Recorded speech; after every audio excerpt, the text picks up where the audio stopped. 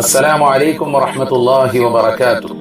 പ്രിയമുള്ള സത്യവിശ്വാസികളെ, സഹോദരങ്ങളെ, സത്യവിശ്വാസിക്കും വേദം നൽകപ്പെട്ടതാകുന്ന ആളുകൾക്കും ഇടയിലുള്ള വ്യത്യാസം നബി സല്ലല്ലാഹു അലൈഹി വസല്ലമ തങ്ങൾ നോമ്പുമായി ബന്ധപ്പെട്ടുകൊണ്ട് പറഞ്ഞു, അത്താഴം കഴിക്കലാണ്.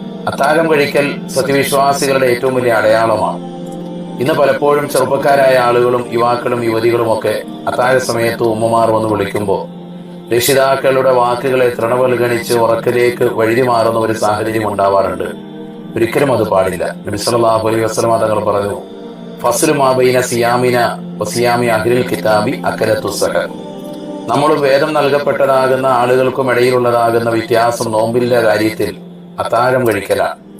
അപ്പോൾ സത്യവിശ്വാസിയായ നമ്മളെ സംബന്ധിച്ചിടത്തോളം അത്താഴം കഴിക്കൽ വളരെയേറെ പുണ്യമാണ്. അതുകൊണ്ടാണ് മറ്റൊരു വാക്യം, തസഹറു ഫഇന്ന ഫി സുഹൂരി ബറകത്തുൻ. നിങ്ങൾ അത്താഴം കഴിക്കൻ, അതിൽ വലിയ